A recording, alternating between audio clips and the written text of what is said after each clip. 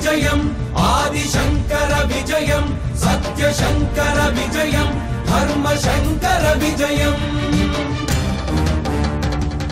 వ్యాసాయ విష్ణురూపాయ వ్యాసరూపాయ విష్ణవే నమో వై బ్రహ్మనిధయే వాసిష్ఠాయ నమో నమః. కూజంతం రామ రామేతి మధురం మధురాక్షరం ఆరుహ్య కవితాశాఖాం వందే వాల్మీకి కోకిలం. శృతిస్మృతిపురాణానాం ఆలయం కరుణాలయం నమామి భగవత్పాదశంకరం లోకశంకరం. లోకంలో ఒక మాట చెప్తూ ఉంటారు, అసలు వెలుతురు అనబడేటటువంటి మాట రెండిటినే ఆశ్రయించి ఉంటుంది. ఒకటి సూర్యుడు, ఒకటి చంద్రుడు. ఎక్కడ వెలుతురుందో అక్కడ చీకటి ఉండదు.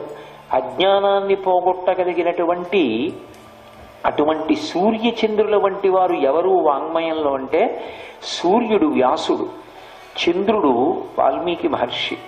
కానీ వర్ణన చేసినప్పుడు మాత్రం చంద్రవంశంలో ఉద్భవించినటువంటి పాండవుల కథ అయిన భారతాన్ని వ్యాసుడు చెప్పాడు. సూర్యవంశంలో పుట్టినటువంటి రామచంద్రమూర్తి యొక్క కథని వాల్మీకి మహర్షి చెప్పారు. అందుకే వ్యాస మహర్షికి వాల్మీకి నమస్కరించకుండా అసలు ఏ భగవత్ సంబంధమైన విషయం మీద మాట్లాడారు. వ్యాస వాల్మీక మహర్షులిద్దరికీ కూడా ఉన్నటువంటి స్థానం అటువంటిది. అటువంటి వ్యాసుడు వ్యాసుడిగా ఎదురొచ్చి శంకర భగవత్పాదులతో మాట్లాడితే శంకరులు ఒక్క మాట మాట్లాడరు, ప్రణిపాతం చేసి మౌనంగా కూర్చుంటారు. ఎందుకంటే అటువంటి స్థాయి కలిగినటువంటి గురువు వద్ద శిష్యుడు తాను మాట్లాడకూడదు, గురువు మాట్లాడింది తాను వినాలి. ఆ మర్యాద నిలబెట్టడం కోసం శంకర భగవత్పాదులు మాట్లాడరు. శంకరులు మాట్లాడకపోతే బ్రహ్మసూత్ర భాష్యం యొక్క ప్రామాణ్యాన్ని స్థిరీకరించి దాని యొక్క గౌరవాన్ని నిలబెట్టి నిర్ణయం చేయడం వ్యాసుల వారికి సాధ్యం కాదు. అందుకని వాళ్ళిద్దరి మధ్య వాదన జరగాలంటే వ్యాసుడిగా కనపడకూడదు శంకరాచార్యుల వారికి. అందుకే వృద్ధ బ్రాహ్మణ రూపంలో వచ్చి దర్శనమిచ్చారు. దర్శనమిచ్చి బ్రహ్మసూత్ర భాష్యం మీద ఇద్దరూ మాట్లాడుకుంటే రోజులు గడిచిపోయాయి. అప్పుడు పద్మపాదాచార్యుల వారు కనిపెట్టారు, వచ్చినవాడు వ్యాసుడు అని. ఆ వ్యాసుడు మిగిలిన గురువులందరినీ పక్కన పెట్టండి, ఒక్క శంకర భగవత్పాదుల విషయంలోనే ఒక అభ్యర్థన చేశాడు. మీరు అవతార పరిసమాప్తి చేసేస్తే మీరు చేసినటువంటి బ్రహ్మసూత్ర భాష్యానికి ప్రచారం ఉండదు. ఎందుచేతంటే అది చెప్పగలిగిన సమర్థుడు లేడు. అంతటి సమర్థులు మీరే కనుక మీరు ఇంకొక 16 సంవత్సరములు శరీరంలో ఉండవలసింది అని కోరారు. వ్యాస భగవానుడి యొక్క కోరిక మేరకు శంకర భగవత్పాదులు వేరొక 16 సంవత్సరములు శరీరంలో ఉండి ఆసేతు హిమాచల పర్యంతము పర్యటించి బ్రహ్మసూత్ర భాష్యాన్ని లోకానికంతటికీ కూడా బోధ చేశారు. అంతటి మహాపురుషులు వ్యాసుడు, అంతటి మహాపురుషులు శంకరులు. ఇద్దరూ అవతార స్వీకారం చేసినటువంటి వారే. పరమేశ్వరుడు గురువుగా వచ్చినటువంటి అవతారాలు వ్యాసుడు, శంకర భగవత్పాదులు. అందుకే వారి నోటి వెంట ఏది వచ్చిందో అది గంగ. వారు ఏది మాట్లాడితే అది అంత ఉత్కృష్టమైనదై అందరినీ కూడా ఉద్ధరించగలిగినటువంటిదై అజ్ఞానపు చీకట్లను పోకార్చగలిగినటువంటి శక్తిని పొంది ఉంటుంది. అటువంటి శంకర భగవత్పాదుల మీద ప్రార్థన చేసినప్పుడు సర్వసాధారణంగా అన్ని చోట్ల ఒకటే శ్లోకం చెప్తారు, శృతిస్మృతి పురాణానాం ఆలయం కరుణాలయం నమామి భగవత్పాదశంకరం లోకశంకరం అంటూ ఉంటారు. ఆ శ్లోకాన్ని విరివిగా వాడతారు శంకరాచార్యుల వారి విషయంలో. శృతి స్మృతి పురాణానాం ఆలయం కరుణాలయం అంటే శృతి అంటే వేదము, స్మృతి అంటే శృతిలో ఉన్నటువంటి విషయాలనే ఋషులు క్రోడీకరిస్తే స్మృతులు, పురాణం వ్యాసుడి చేత రచింపబడినటువంటివి. ఈ మూడిటి యొక్క సమాహార స్వరూపమే శంకరాచార్యుల వారు. వారు కరుణాలయం. ఇన్ని తెలిసి ఉన్న కారణం చేత అహంకృతిని పొందిన వారు కారు, తెలియని వారిని చూసి జాలిపడినటువంటి వారు. అయ్యో వీళ్ళకేదో తెలియ చెప్పాలనేటటువంటి తాపత్రయం ఉన్నవారు. ఆ తాపత్రయం ఉంది కాబట్టే వారు రాశీభూతమైనటువంటి కరుణాస్వరూపులై ఈ భూమండలం మీదకి దిగి వచ్చి నా వలన ప్రయోజనం వీళ్లకుండదు అని ఒక్కరిని విడిచిపెట్టాల. అది శంకరాచార్యుల వారి వాంగ్మయానికి ఉన్న గొప్పతనం. శంకరుల యొక్క వాంగ్మయం వీరికి పనికిరాదు, వీరు అర్థం చేసుకోలేరు, వీరికి అది తగదు అని మీరు మినహాయించడానికి ఎవరు ఉండరు. అందరికీ శంకర భగవత్పాదుల యొక్క వాంగ్మయం అవసరమే. చాలా పెద్ద స్థాయిలో ఉన్నటువంటి వాళ్ళు ప్రస్థానత్రయ భాష్యం చదువుకుంటారు. భగవద్గీత భాష్యం కానీ, బ్రహ్మసూత్ర భాష్యం కానీ, ఉపనిషత్ భాష్యం కానీ చదువుకుంటే శంకర భాష్యాలే చదువుకుంటారు.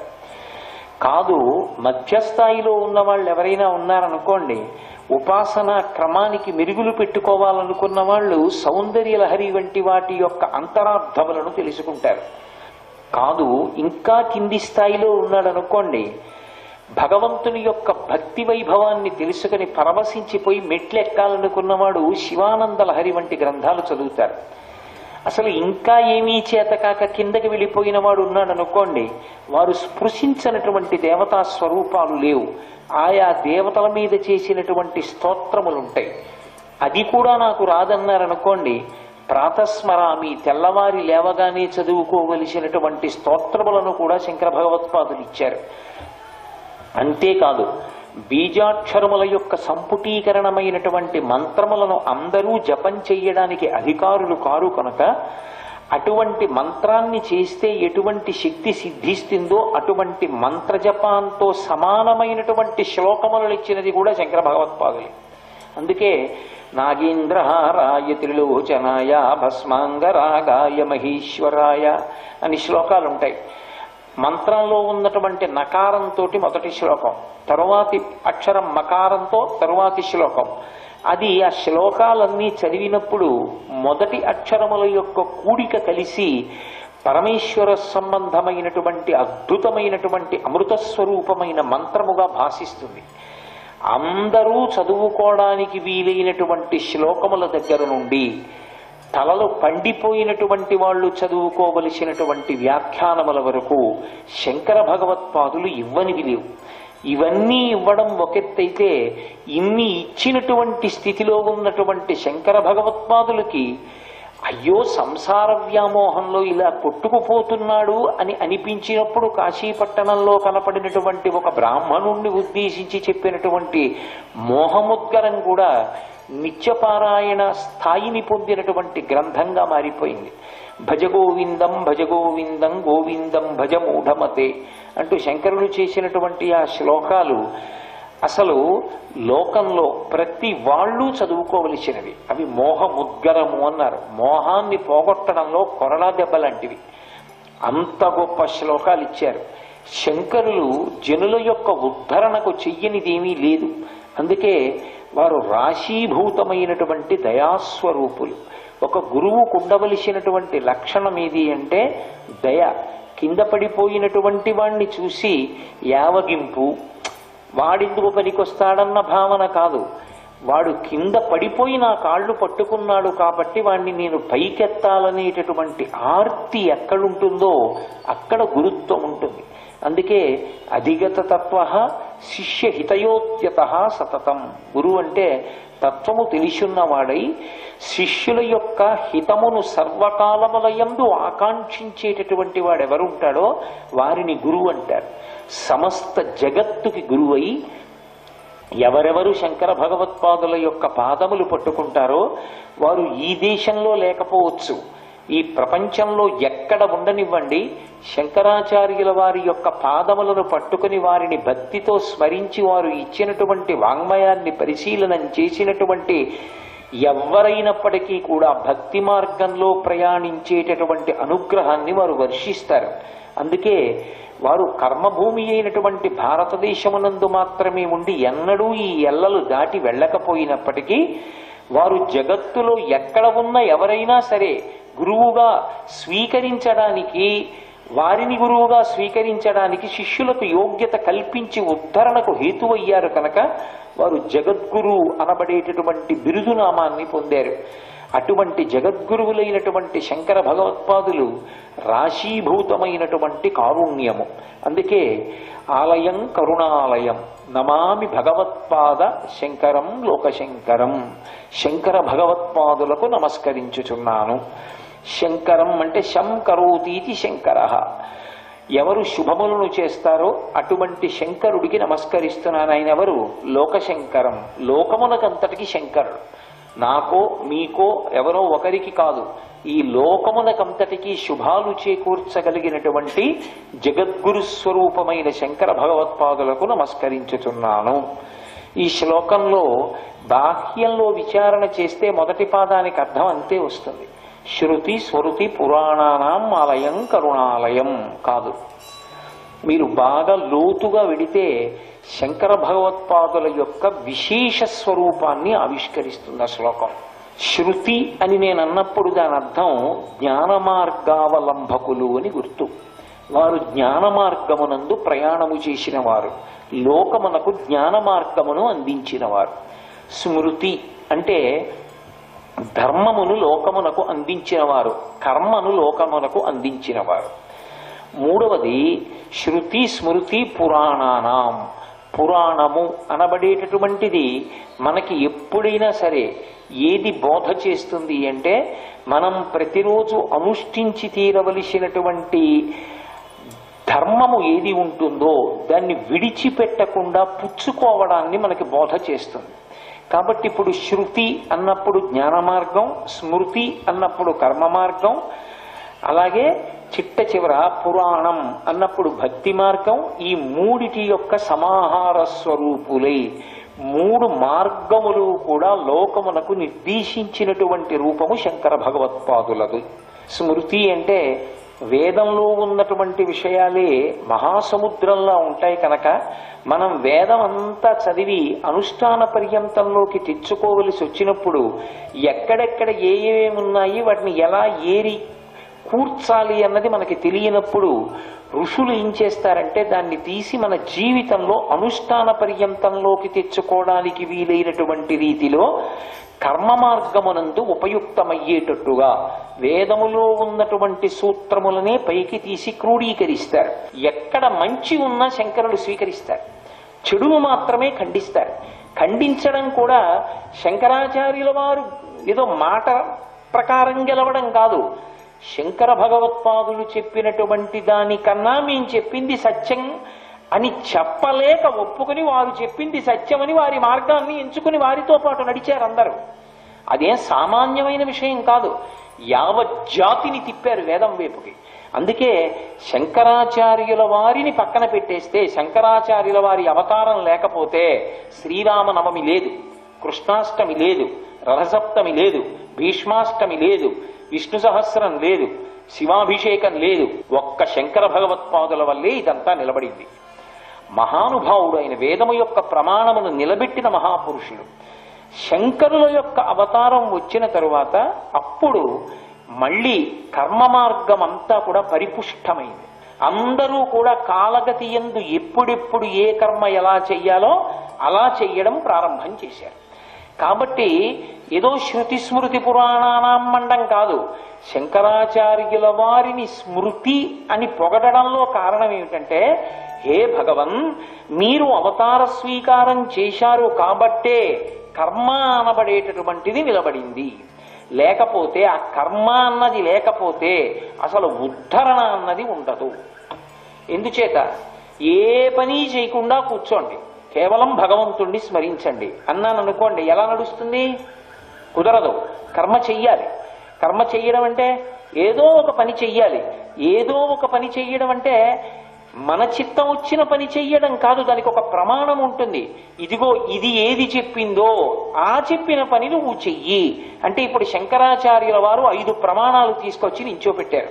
మొదటిది శృతి, రెండవది స్మృతి, మూడవది శిష్టాచారము, నాలుగవది అంతరాత్మ ప్రబోధము, ఐదవది పురాణము. ఈ 5టిని నువ్వు ప్రమాణ వాక్యములుగా స్వీకరించు. వీటిలో ఎలా చెప్పారో నువ్వు అలా కర్మ చెయ్యి. అంతేకాని నీ ఇష్టం వచ్చినట్టు కర్మ చేయకూడదు. ఎందుకని? నువ్వు చేసేటటువంటి కర్మ పూర్వజన్మల నుంచి వస్తున్నటువంటి వాసనలను మళ్లీ మళ్లీ రాబోయేటటువంటి జన్మ పరంపరల నుంచి విడుదల చేసేదవ్వాలి, కానీ ఇంకా ఇంకా బంధించేది కాకూడదు. ఇష్టం వచ్చినట్టు కర్మ చేశాననుకోండి, అది బంధిస్తుంది. అది శాస్త్రవిహితమైన కర్మ చేశాననుకోండి విడుదల చేస్తుంది. శాస్త్రవిహితమైన కర్మ చిత్తశుద్ధికి హేతు అవుతుంది. అలా స్నానం చేయడం, అలా నిద్రలేవడం, అలా భక్తితో ఉండడం, అలా పూజ చేయడం, అలా అర్థార్జన చేయడం, వైరాగ్యాన్ని పొందడం, ఇవన్నీ కూడా దేనికి కారణం అవుతాయి అంటే మోక్షమునకు కారణమవుతాయి, భగవంతుని యొక్క అనుగ్రహమును పొందడానికి కారణములవుతాయి. అలా కాలేదనుకోండి అవి మరింత బంధనములోకి తీసుకెడతాయి. ఎల్లభసే నిజ కర్మోపాప్తం విత్తంతేన వినోదయ చిత్తం అంటారు శంకరాచార్యుల వారు. ఇదే వారి జీవిత పర్యంతము వారి సిద్ధాంతంగా వారి ప్రచారంలో అంతర్లీనంగా వెళ్ళింది. అందుకే సమస్త జీవకోటిని మళ్ళీ భగవంతుడి వైపుకి తిప్పినటువంటి వారు, కర్మ మార్గాన్ని సువ్యవస్థితం చేసిన వారు, వేదంతో ముడివీసిన వారు శంకర భగవత్పాదులు. ఆ ధర్మము నన్ను రక్షిస్తుందన్న విశ్వాసము నీకు ఉండాలి. ధర్మము రక్షిస్తుందన్న విశ్వాసం ఎందుకు కలుగుతుంది? సర్గశ్చ అనుసర్గశ్చ వంశో మన్వంతరాణి చ పంచలక్షణాలతో పురాణం ప్రకాశిస్తోంది. సర్గ, ప్రతిసర్గ, వంశము, మన్వంతరము ఇటువంటి విశేషాలు చెప్తున్నప్పుడు ధర్మాన్ని పట్టుకున్నవాడు ఏమయ్యాడో చెప్తుంది, ధర్మం వదిలిపెట్టిన వాడు ఏమయ్యాడో చెప్తుంది. చదవగా చదవగా చదవగా చదవగా ధర్మమునందు మనసు నిలబడుతుంది. అన్ని పురాణాలు నేను చదవలేను, అన్ని పురాణాలు నేను వినలేనండి అన్నవాడు కనీసంలో కనీసం శంకర భగవత్పాదుల యొక్క పాదములు పట్టుకుని ఒక్క నమస్కారం చేస్తే, ఆలయం కరుణాలయం, ఆయన కరుణామయులు కాబట్టి ధర్మమునందు పూనిక కలిగేటట్టు చేసి అధర్మము వైపుకి పడిపోకుండా కాపాడతారు. దానివల్ల మనుష్య జన్మ యొక్క ప్రయోజనము నిలబడుతుంది. ఇప్పుడు శంకర భగవత్పాదుల కన్నా మహాపురుషులు ఎక్కడున్నారు? కాబట్టి శృతి స్మృతి పురాణానాం, శృతి అంటే వేదం, వేదాంతర్గతమైనటువంటి సిద్ధాంతమే అద్వైత సిద్ధాంతము. అద్వైతం అంటే అద్వితీయం అని, అద్వితీయం అంటే రెండవది లేదు. అందుకే శంకరాచార్యుల వారు చాలా జాగ్రత్త పడ్డారు. ఒక్కటే అన్నారనుకోండి శంకరులు, ఏకం అన్నారనుకోండి ఇదొకటి ఇదొకటి ఇదొకటి అని మళ్ళీ ఒకటి అంటే మూడొకట్లు అని తీసుకొస్తారేమోనని రెండు కానిది అన్నారు. రెండు కానిది ఒకటి అని. అద్వైతం రెండు కానిది తప్ప ఏకం అని ఆయన అనలేదు. రెండు కానిది ఏకం ఒకటి. ఇప్పుడు ఆ అద్వైతం అన్న మాట యందు నిలబడడానికి ఈ ముందు రెండు పనికొస్తాయి, స్మృతి పురాణం. అద్వైతము అనుభవము, అనుభవంలోకి వస్తుంది. అంతటా ఉన్నది ఒక్క పదార్థమే అన్నది బాగా అనుభవంలోకి వస్తుంది. ఆ అనుభవంలోకి వచ్చినటువంటి స్థితి ఏర్పడాలి అంటే స్మృతి పురాణము. ఈ రెండిటిలో కర్మ ధర్మము చేత ముడిబడి దీనికి అంతర్లీనము భక్తి అయి చిత్తశుద్ధి వైరాగ్యములకు కారణమై ఆ రెండూ కలిగిన కారణం చేత జ్ఞానధార పడుతుంది. అది పునర్జన్మ లేకుండా చేస్తుంది. ఈ మూడిటిని లోకమునకు అందించిన వారు శంకర భగవత్పాదులు. ఇది శృతి స్మృతి పురాణానాం అన్న మాటకు అర్థం.